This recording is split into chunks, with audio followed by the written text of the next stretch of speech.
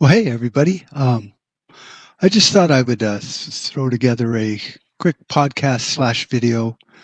All my podcasts lately have been ripped from my videos because I just don't have the time or the equipment to really sit down and do a podcast. But every once in a while, I get time to do a video and turn that into a podcast. I have been working on redesigning the website, prepperguy.com. If you haven't been there, the fuck's wrong with you? God. But putting on more stuff that's more prepper related, even though a lot of it's business and economics, because politics and news, things like that, are some of the things we should be watching out for that might be considered the writing on the wall if the shit's going to hit the fan. So it helps you, kind of keep an eye on things. I have a hard time, watching too much news, and there's a lot of good news out there, but I tend to watch Tucker Carlson a lot, even though he's always saying democracy, democracy, democracy. Everything is democracy. What the fuck is it with that guy? He is one of the smartest people in the room. And I don't know if it's just something that's, semantics and, he and most others use the word democracy just because it feels more comfortable to us as Americans, or if it's just been so bastardized that it can mean whatever you want it to mean. I guess. I'm not sure, but it seems like he uses it a lot. But his 4th of July episode he did on the show was really just kind of put together, because obviously he took the day off, with some of his opening statements in 2019. And he talked a lot about the problems with the two-party system and how they, the Republicans, look at the economy and free market and stuff like that as almost like a godlike figure to them. You don't mess with the economy. You don't piss off the libertarians on the planet, and you walk a fine line, whereas the Democrats are just like, screw it, let's just become socialist. So anyway, I'm gonna chop this video of his up a little bit because some of the things he said really triggered some shit in my brain. And so I'll play a little bit and talk about a little bit and see if I can make some kind of cohesive video out of this whole project, because there's a lot to unpack in this show for July 4th. At some point, Donald Trump will be gone. The rest of us will be gone too. The country will remain. What kind of country will it be then? How do we want our grandchildren to live? Those are the only questions that matter. The answer to them used to be obvious. The overriding goal for America is more prosperity, meaning cheaper consumer goods. But is that still true? Does anyone still believe that cheaper iPhones or more Amazon deliveries of plastic garbage from China are going to make us happy? They haven't so far. A lot of Americans are drowning in stuff, and yet drug addiction and suicide are depopulating large parts of the country. Anyone who thinks the health of a nation can be summed up in GDP is an idiot. The goal for America is both simpler and more elusive than mere prosperity. It's happiness. There are a lot of ingredients in being happy: dignity, purpose, self-control, independence, above all, deep relationships with other people. Those are the things that you want for your children. They're what our leaders should want for us and would want if they cared. But our leaders don't care. We are ruled by mercenaries who feel no long-term obligation to the people they rule. They're day traders, substitute teachers. They're just passing through. They have no skin in this game, and it shows. They can't solve our problems. They don't even bother to understand our problems. So it's clear that Tucker is right on this point. Our representatives don't even care about some of the policies they've brought to bear on we the people. And I don't know if it's just ineptitude or clumsy, stupid moves that, have not been thought out. But to me, the bigger picture is our representation in America used to be the House of Representatives, the people that we elect in local districts to represent us and our district. And I've talked about this before, and I guess it's time to continue talking about it. We don't have representation anymore, and we lost that due to the 17th Amendment when we started electing senators instead of letting our representatives appoint them. We lost it with gerrymandering, and it used to be set up in a different way to where we would probably have 4,000 representatives in America based on population. And this is why censuses were important. We needed to know who was here and if they were legal voters. Well, the Democrat Party doesn't want that, and that's fine. It's for another discussion. But we would have more representation per smaller groups of people. And that way your representative would represent your community, your district, your values as a small community or a small district. That all changed.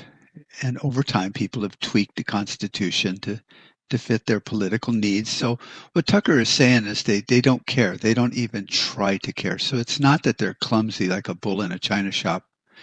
It's premeditated. And then they act as if they don't care or they're unable to care about our needs because they're always going for the bigger picture. The founding fathers went for the bigger picture. They were creating a nation for their posterity, not for some re-election campaign. Most of the founders didn't even want to be public servants. They wanted to go back home to their community. And you know, George Washington said, God, leave me alone already. So it's now become more of an election campaign than running the matters of state and what we the people want. I've talked about this, and we all understand this, but we just don't grasp it, that we are still in control. So in the program, Tucker talks a lot about family values and economics and how it's been jerked around so poorly and mismanaged that, you know, the Republicans, you know, care about the economy and free markets, which is great and awesome. Democrats care about social programs and not letting people starve and die on the streets, which is fine and dandy and awesome also. We as Americans kind of agree with both sides of this, but they take it to extremes to divide us into more groups that they can manage, smaller groups, and screw it all up. So here's the problem with our representation in today's world, and what kind of is what Tucker was talking about during the whole program was, you know, Ali, whatever her name is, Ali, the representative, you know, he refers to her in one of his shows after this one about how she was an immigrant given some of the best freedoms in the world, and now she bashes America. And he was pointing out that it's like, you know, why would you come from one of the most tyrannical places on earth to America as a child and now grow up to bash it? And he says, well, she's one of the most powerful women in the United States. No, she is a representative. She is no more powerful than your representative. She's just a representative. We're the powerful people, not them bucks. So now she's calling on a ban of Tucker Carlson. Well, you know, she's preaching to her choir, which are Democrats. They don't watch Tucker Carlson anyway, so it's stupid. I'm not going to boycott him, even though he pisses me off a lot when he tries to defend America by using the word democracy. But that aside, I'm not going to ban him because he's definitely given out good information. So all of a sudden, these representatives and these senators now think that they're all that and a bag of chips, and they are not. They're just your local neighbor, Bob, that got elected to represent your community. It's no more important than your mayor. But they all coagulate in Washington. They don't come home to their districts. She lives there. Omar, or whatever her name is, Ali. And I still don't give a fuck what her name is, but you know who she is, Um, they live in Washington. They never come to their districts. They don't even know where their district is on a map. They just get elected. They find an area, they move there, and they get elected as a representative because they have backing. They have no ties to the community. They haven't put down roots in that community. They don't go to church in that community. They don't shop in that community. They don't even attend PTAs or go to high school football games in that community. They don't give a shit. So it's actually what Tucker's saying. They don't care. They don't even try to act like they care. And that's disheartening to me. Even in my business, if I call a trucking company and go, "Where's my product?" and they go, "Oh, it didn't get on the truck." Sorry, sucks to be you. It's like, no, it sucks to be you because this is an inanimate object. What, did it go out drinking last night and forget to get on the truck? It's not a bus. You screwed up and didn't put it on the truck. And it's like, if you could act like you care about my problem. I know you're a big freight company and I'm dealing with a large, giant, carpet mill. They don't care about me. But if they would go, "Oh, I'm really sorry. Let me look into that." And call me back and go, "Oh, here's what happened. It came in late on another truck and we didn't, get it on the truck. It'll be there tomorrow." Okay. Now I get it. So they don't even act like they care in Washington. And our representatives it is the biggest stupid oxymoron I've ever heard. Representatives, they don't represent anymore. The House of Representing, like in Idiocracy, I think this was the movie, or I think that was freaking great. So this is what's happening to our country in America. And it's not like it's, oh my God, I see that. I'll go fix it.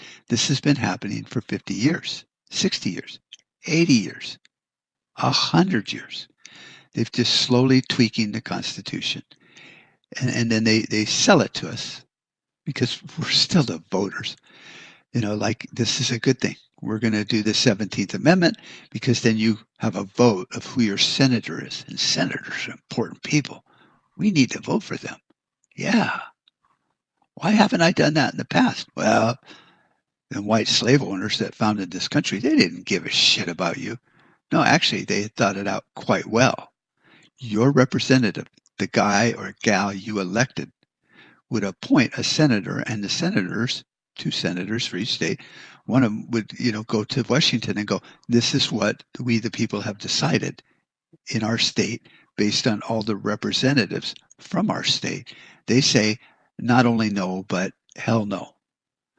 And then the senators would do what senators do in Washington, write some laws, make sure the regulations are right, do their fucking job instead of just passing a law and then turning it over to a bunch of aides to fill in the blanks. That's not what we elected them for. And the representatives, they're so lazy that they won't get a grip on it. So the 17th Amendment was a godsend to them because it's like, oh my God, now I don't have to do shit. I've been elected into this cushy job. I have power and authority now. But let the senators handle that. I'm busy hanging out in Washington, hobnobbing and drinking with the Kennedy family. Oh, what about the Joneses back where you live? What about the high school football team? Oh, what? Don't even talk to me about that shit. Those freaking rednecks in the flyover states, what do we care? I'm in Washington now.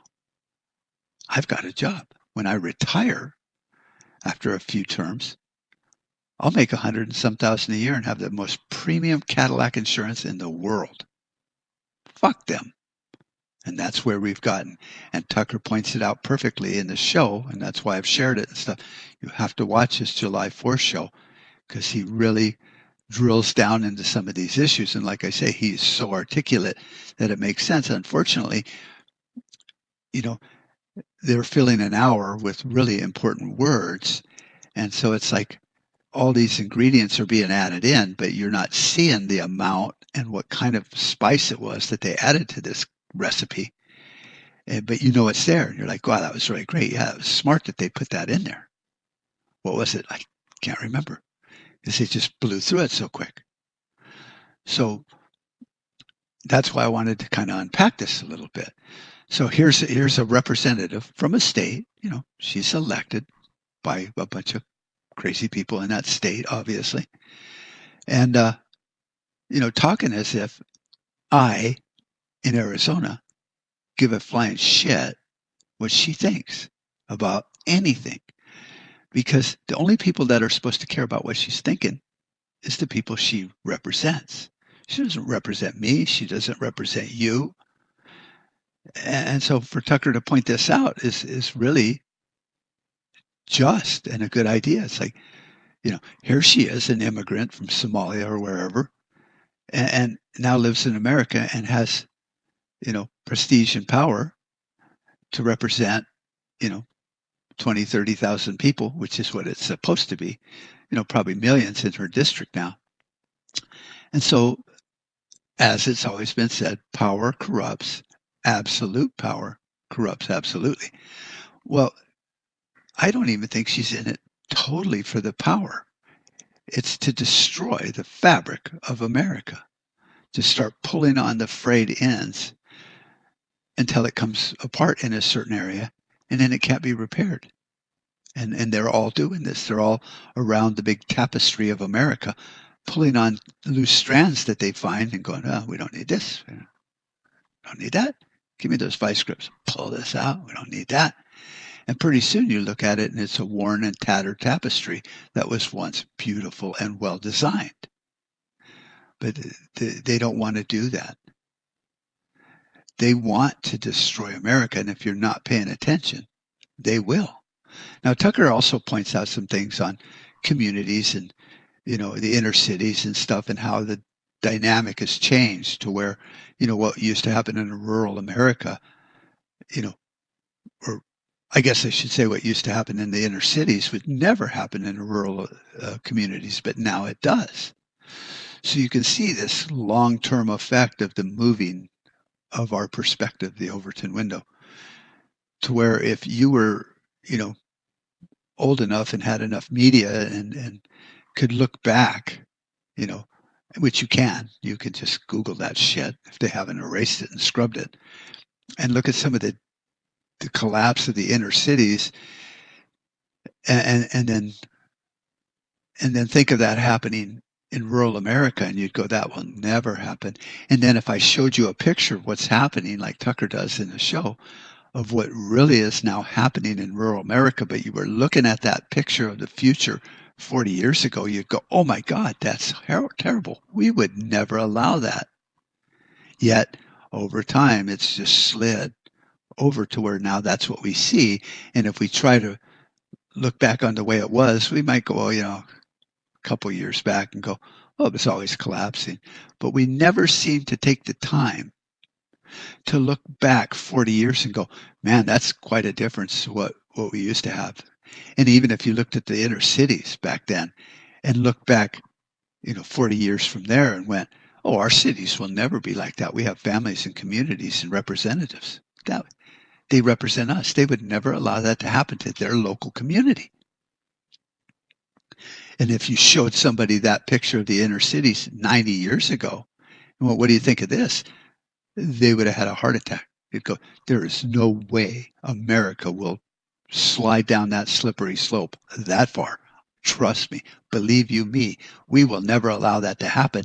And yet, over incrementalism, there we are. 40 years ago, our inner cities looked like shitholes. And now, our rural areas look like shitholes. Values, morals have just vanished. So, these are some of the things that I wanted to kind of unpack in this show a little bit. I'm going to try to find a few of his clips where he talks about this, and then I'll put them in there, and then I'll be back to comment some more on, see, I told you so. Not really. I'm not a dick. Yeah, no. Yeah. No, I'm a dick. Both sides in this miss the obvious point. Culture and economics are inseparably intertwined. Certain economic systems allow families to thrive. Thriving families make market economies possible. You cannot separate the two. It used to be possible to deny this, but it's not anymore. The evidence is now overwhelming. How do we know? Consider the inner cities. 30 years ago, conservatives looked at Detroit and Newark and many other places, and they were horrified by what they saw. Conventional families had all but disappeared in poor neighborhoods. The majority of children were born out of wedlock. Single mothers were the rule. Crime and drugs and disorder became universal. What caused this nightmare? Well, liberals didn't even want to acknowledge the question. They were benefiting from the disaster in the form of reliable votes. Conservatives, though, had an explanation for inner city dysfunction, and it made sense. Big government. Decades of badly designed social programs had driven fathers from the home and created what conservatives called a culture of poverty that trapped people in generational decline. Well, there was truth in this, but it wasn't the whole story. How do we know? Well, because virtually the same thing has happened decades later to an entirely different population. In many ways, rural America now looks a lot like Detroit. This is striking because rural Americans wouldn't seem to have very much in common with anyone from the inner city. The groups have different cultures, different traditions, different political beliefs. Usually they have different skin colors. Rural people are white conservatives mostly. Yet the pathologies of modern rural America are familiar to anyone who visited downtown Baltimore in the 1980s. Stunning out-of-wedlock birth rates, high male unemployment, a terrifying drug epidemic. Two different worlds, similar outcomes. How did this happen? Well, you'd think our ruling class would be deeply interested in knowing the answer, but mostly they're not. They don't have to be interested. It's easier to import foreign labor to take the place of native-born Americans who are slipping behind. But Republicans now represent rural voters. They ought to be interested. And here's a big part of the answer. Male wages declined. Manufacturing, a male-dominated industry, all but disappeared over the course of a generation. All that remained in many places were the schools and the hospitals, and both of them are traditional employers of women. In many areas, women suddenly made more than men. Now, before you applaud that as a victory for feminism, consider some of the effects. Study after study has shown that when men make less than women, women generally don't want to marry them. Now, maybe they should want to marry them, but they don't. Over big populations, this causes a drop in marriage, a spike in out-of-wedlock births, and all the familiar disasters that inevitably follow. More drug and alcohol abuse, higher incarceration rates, fewer families formed in the next generation. This is not speculation. It's not propaganda from the evangelicals. It's social science. We know it's true. Rich people know it. Well, so there it is, laid out articulately and everything. And what it tells me as a thinker is that the tweaking and the dicking with the social fabric by our representatives is causing these problems, the regulation and the policies from both sides of the aisle. And it's destroying basically the tapestry, the fabric of our society. And this is all happening, what did he say, 30 years ago, the inner cities and stuff?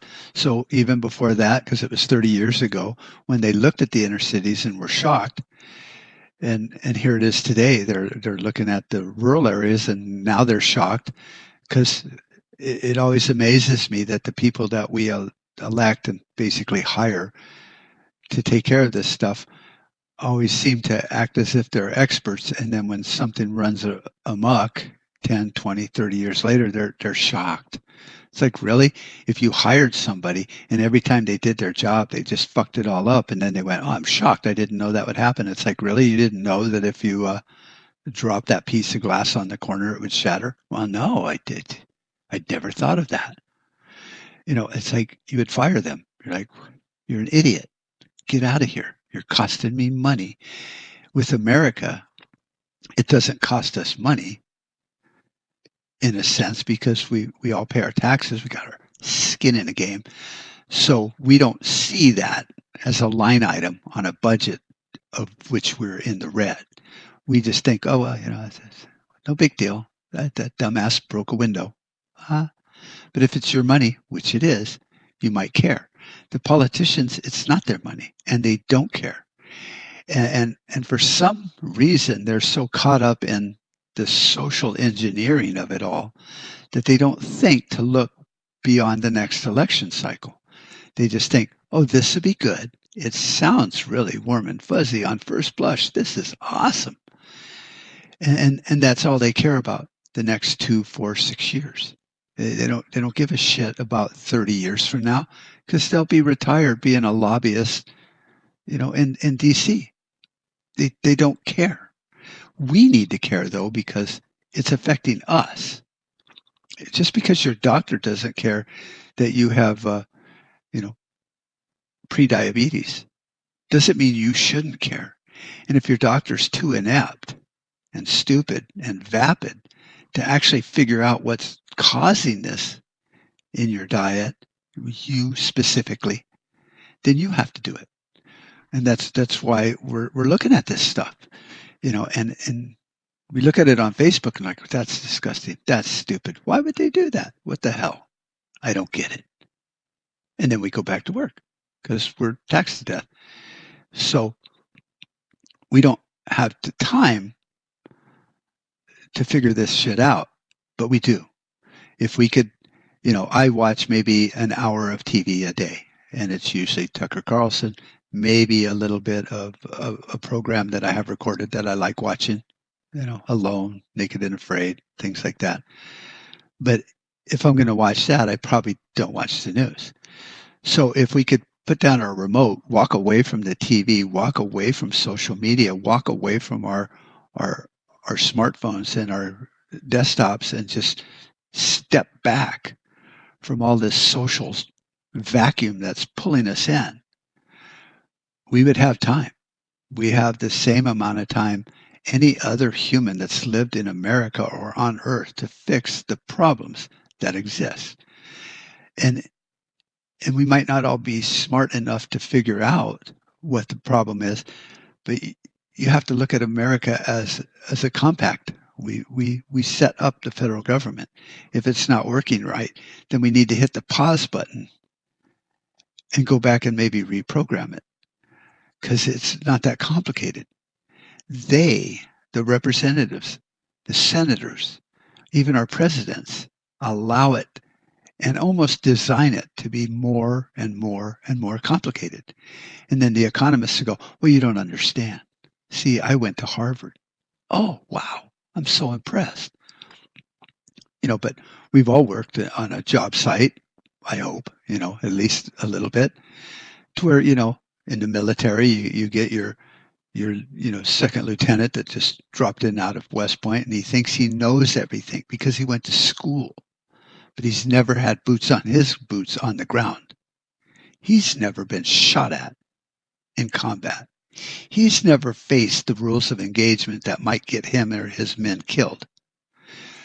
You have the kid that comes to help parents run their family business that just got out of business school and he's got all these grandiose ideas, but they don't work. They may work, but they're unproven in that industry. So the Constitution was very, very, it's stupid simple. A caveman can figure it out. Yes, was it written by scholars and people that thought more about history? Sure, but that was their social network back then. They read books and stuff. But when you really analyze the Constitution, it's a very simple compact or construct that runs a federal government. It's like we're granting you power in these 10, 15 things. That's it. And with that authority, you can't do these things over here. You can't take our free speech. You can't, take our guns. You can't put people in our homes to quarter soldiers. You can't take away my rights to habeas corpus and due process. You cannot do these things. So look at it simply like you're having someone do work in your home, and they come and give you a bid. I'm gonna do this. Okay, you look at the contract. It's like, okay, you're gonna buy this kind of metal for my new metal roof. Yes. What color is it? It's gonna be blue. Whatever. And you're gonna screw it down to this pattern. Yes.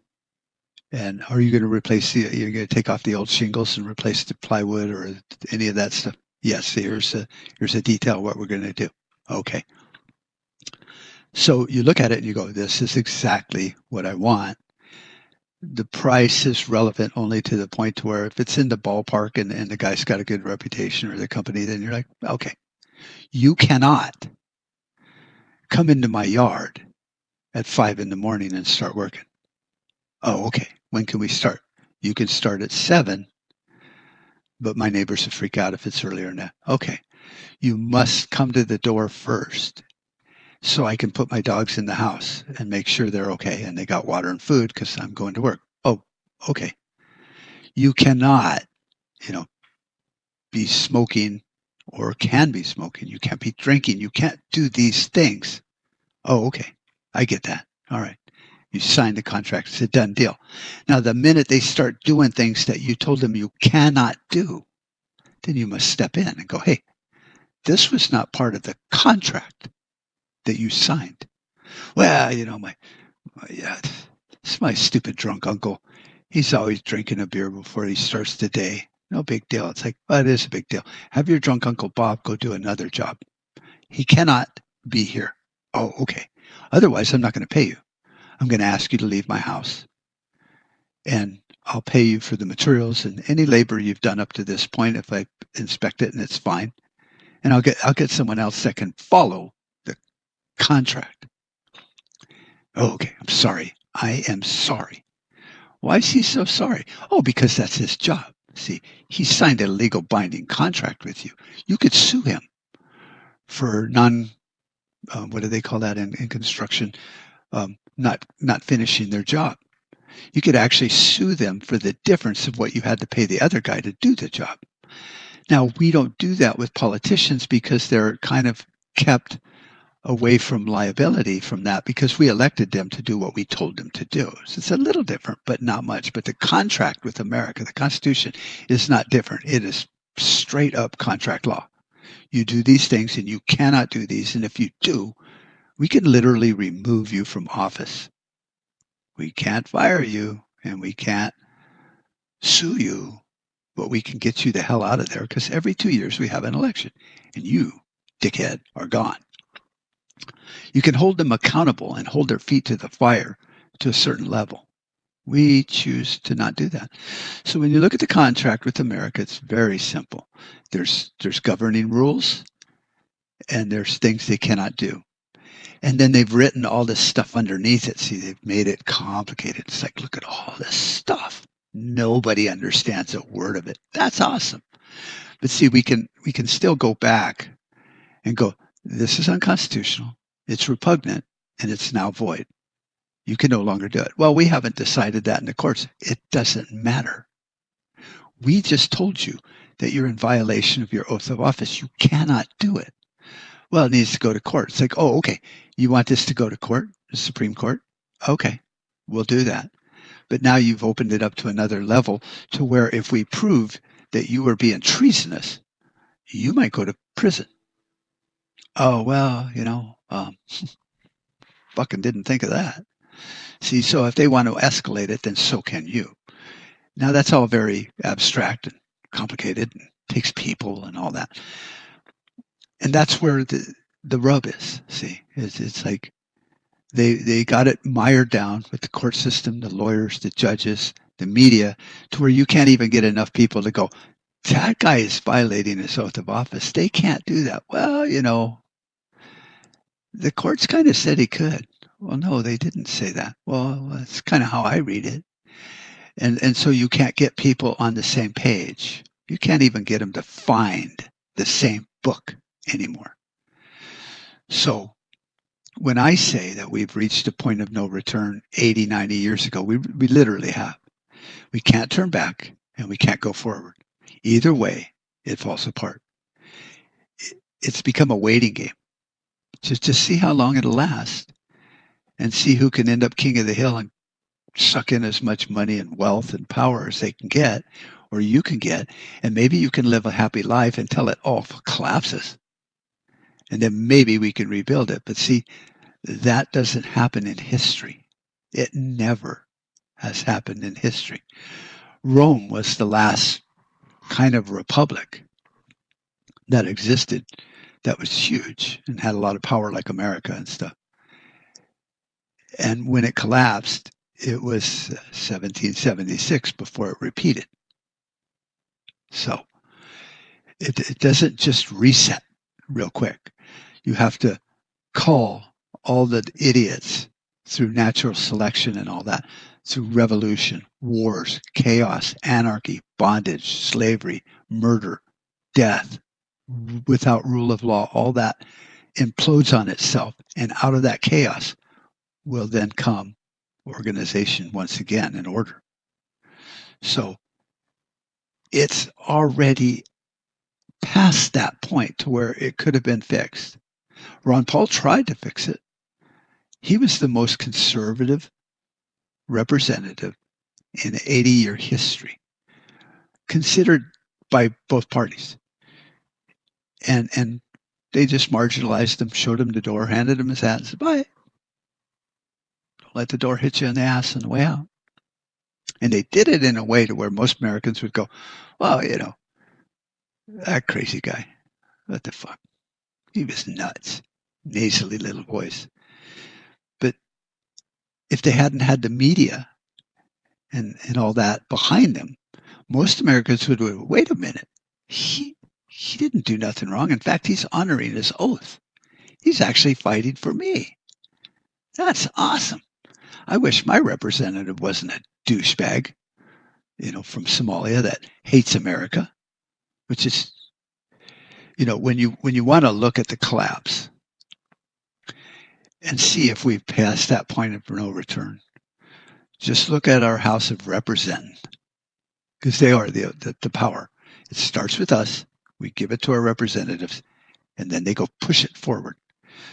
You have how many representatives that hate America? They've not only said it, but they voted for we fucking hate America. You have Ali and AOC and Bernie Sanders, and you have politicians that are supposed to love and take a bullet for the Constitution, saying, this is bullshit. We are racist. We are haters. We are imperialists. We're all these horrible things. And because they're saying it and the media is amplifying it, we sit back and go, well, we really are a bunch of fuck-ups. Man, what are we going to do about it? Nothing. You can't do shit about it. So you can sit back and wait and go, well, fuck, that'd be great if we could do something about it. You can't. It's past that point of no return. It's already tipped past the tipping point. It has crossed the Rubicon. It is over. You can tweak it and maybe make your life a little more comfortable. You can be a prepper and be prepared for whatever may happen. But the markets, as good as they say they are not doing well. Our economy, as happy as everyone is about it, it's not doing well. They're talking about, raising rates, which any economist, you go to prepperguy.com and watch any of the economic videos on there under economy by Greg Manarino. He's smart. He's a prepper. He's probably one of the most New York preppers I've ever seen. Will tell you, these things cannot stand. They will fall apart. It's just math and economics. We're sliding faster and faster downhill. You look at our leaders. They've lost faith in America. They hate us. You look at our school system and the education that we entrusted our children with has become it's just a shit show. Take anything involved in your life and look at it. Getting a job. You used to be able to walk into a business and go, hey, I don't know shit about your business. I'm willing to work for I only need this much to, pay my bills every day and show up. Well, I can't hire you because minimum wage is $15 an hour. We're a union shop.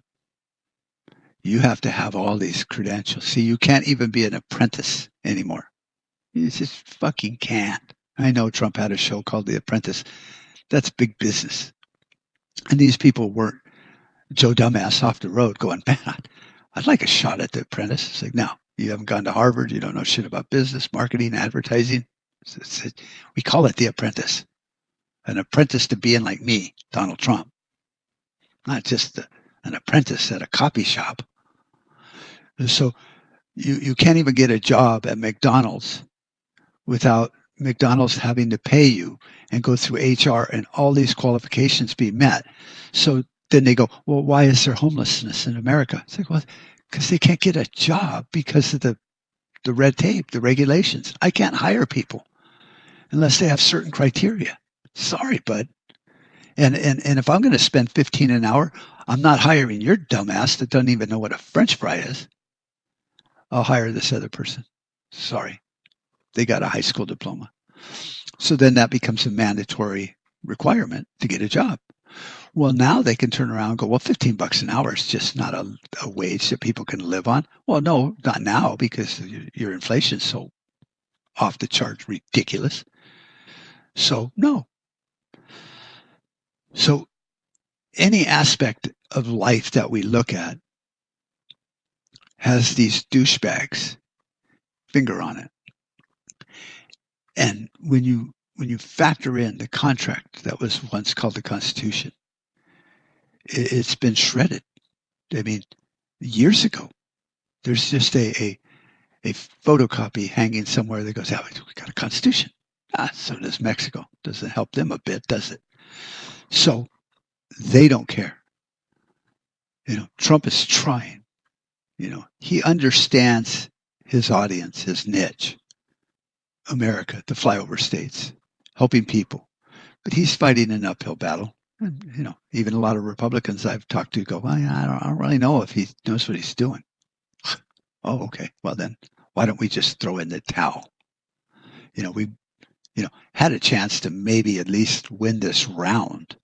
But let's just throw in the towel. So there's nobody out there anymore that cares about you. And it used to be to where you could at least get rid of your representative every 2 years, and maybe have enough people in a state, because we're sovereign, we're states, we're like little countries, just like Europe and France and Germany and Hungary. Each one of them is a country, smaller than the state I live in, but they're a country. We are a country. Every state is a country. Instead of everyone in that state going, let's get some better representatives so now we can pick and recall senators. Oh, okay. Then we might have had a chance. But see, that's passed since the 17th Amendment. It's gone. Forget that shit. You're not going to unscramble this egg. So you could watch. This is why I do these shows, and people go, Mark, you're yammering on about fucking whatever. You first have to decide you have a problem. What's America's problem? It's over. The Constitution no longer functions. It could, but you're not going to get enough kittens herded in the right direction to fix it. So that's a non-issue. It's a non-starter. You're not going to change the media to all of a sudden go, oh, they're right. Because they're big business and they're owned by corporations that are beholden to their shareholders, which are international nowadays. They don't give a shit about Podump USA. They live in, Germany. They're millionaires in Europe, England, wherever. They're just shareholders. They don't care. So the media is not going to help when you're trying to call all the kittens to go that way. You can talk to as many neighbors as you want, but that's not going to matter because we don't have representation. So that's not going to change shit. It really is, past the point of no return. And I hate to be, a dick and just say, you know what, it's lost and over. But eventually you have to call the game.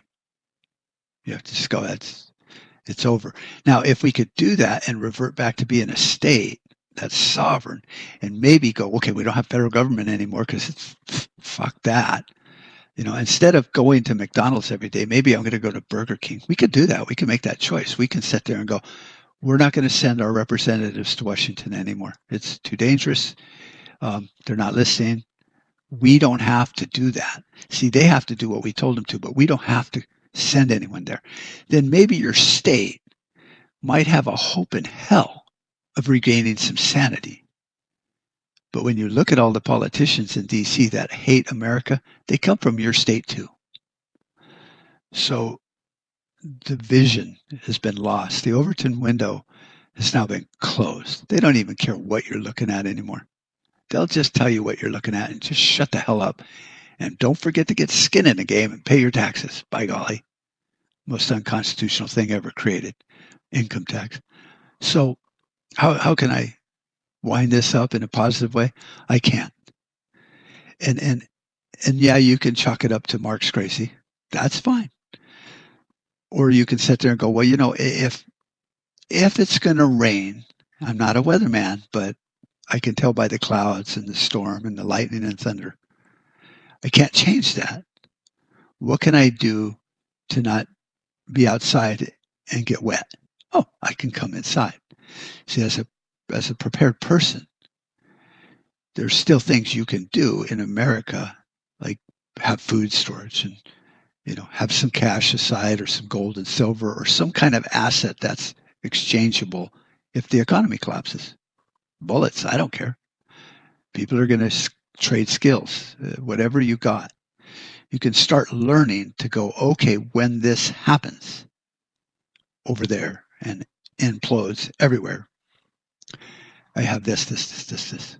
And then it is really up to chance. I mean, you know, some crazy person could just run you over because they're crazy and they're having a bad day and you're walking across the street and you're dead. But all things being equal, when it collapses and you're still alive, can you make your life comfortable? You don't need power. You don't need cell phones. You don't need comms. You don't need Faraday cages. You don't need all that shit. Will your family be with you? You got a plan to get them back, no matter where they are, when you see the writing on the wall, and will they listen to you? Have you built enough respect with them by not crying wolf every time there's a shake in the economy to where they go, no, Dad put out the call, Mom put out the call, we need to get home. Don't know why, come home. Then you can have your family together, have the means to take care of them, to defend them. And then going forward, it's kind of like the end of a book.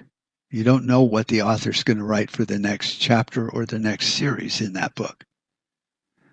But at least it ends on a happy note to where you can take care of yourself or those you care about. Because, see, Tucker laid it all out.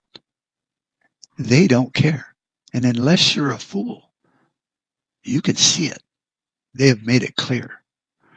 They have shown us that these inner cities and now the rural area, and with the drugs and the abortions and just the lack of concern for the American value system, it's over. And he laid it out in that short, sweet little thing. And he tried to do it in a way to where there was a glimmer of hope, but there isn't. I'm sorry. You know, eventually your lawyer has to tell you, or your accountant, you're bankrupt. What can I do about it? Nothing. You can't kite checks anymore. You're out of business, dude. Go home. It's like, God, that sucks. Yes, it does, but it's over. Eventually, the last inning, the last play is played, and it's over. You go, man, that was a great game. It's over. Maybe next time. You know, that was a great show. Wish it hadn't ended. Yeah, but it did. It's over. We have wound down the clock to the end. Now all that's left is, I don't know, the crying. Shouldn't be crying. You know, if things implode properly, we might have a chance to control the implosion to where we can retain our state as a sovereign, free state. Then we don't really care about the federal government. I don't even care what the hell's happening in California or New Mexico. I don't care. Whew, save that. Awesome. If that fails, then maybe your community. But if everybody goes bunker crazy and runs off and abandons their community to go start another one somewhere, join their team, then then your county, your community will fall apart. All the good people left. So then it's just going to continue to implode. That's why they call it an implosion. Until all that's left is you and your little microcosm of a country called family. And instead of being sucked into the black hole of the implosion, you might be at least blown back out in one piece, because we don't know what will happen. But if you look at history, there's always been some asshole that's willing to fill that void with their form of, here's what we should do next. And it will be a federal bureaucracy, because they have the means to print different money. They go, well, we don't use that, but you know what? We got all these soldiers in the police that are licking our boots. So here's a new paper dollar. We're going to fix it. We're going to go back on a gold standard. Yeah. I mean, it'll be a piece of paper that says we're on the gold standard. It's just another fucking IOU. But here, this you can exchange. And we've made it mandatory for stores to accept that. And the stores can give it to the truckers, and the truckers can give it to the farmers, and the farmers can give it to their electric company, and say, now we're back to square one. No, we've just put a bunch of banana peels in the transmission, which is an old trick to keep it sounding better until you sold it to some sucker. It could go that way. It could totally collapse into civil war and anarchy, to where even the people that thought they were in power end up dead. The soldiers that are, they think going to protect them might turn on them and go, no, this is my neighbor. I'm going back home to my state. F you. I'm going to fight for what matters to me, my family and my community and all my friends. Might happen. Don't know. That's an outcome that could happen. But, to plan for nuclear war or biochemical attack or EMP and all that, that's just a thing. That's a trigger. You can't plan for that, because you don't know which trigger will be pulled. It's the collapse that you must plan for as a prepper. What will happen on the worst day in American history? Plan for that. And really, if you're like me anyway, the only thing we're trying to save is my sanity, my values, my virtues and integrity, and those of my family. Everyone else can just go buck and pound sand. So that's what I prep for. And hopefully I'm right. But you know what? There's a million outcomes. They say people plan for the millions of things we cannot plan for. That's what you plan for. So I'm going to get off my rant. I got shit to do outside. It's my day off. You can see, if you're watching the video, I've changed studios. I went from my office to my home to finish this podcast. I would like to wrap it up into something really cute and warm and fuzzy, to where, when it's over, you're like, yeah, that was great. But it's not going to end that way in real life. So this podcast can't end on a happy note, because I really can't see a happy note. If you think of something that might work better, or an outcome that is less dour and rotten, email me, mark@prepperguy.com. Subscribe to my YouTube channel and click the bell notification. Send me a comment on YouTube. I get those. Those seem to go through pretty good. And I answer them and I read them. So, let me know if I depressed you so much that you actually spend some time thinking about it and you go, aha, we could do this. Let me know. Maybe that aha moment might reverse my oh shit moment, and we can fix this. So let me know. I hope you guys all have a great time between now and the next time we get together. Have a great day. Enjoy the apocalypse.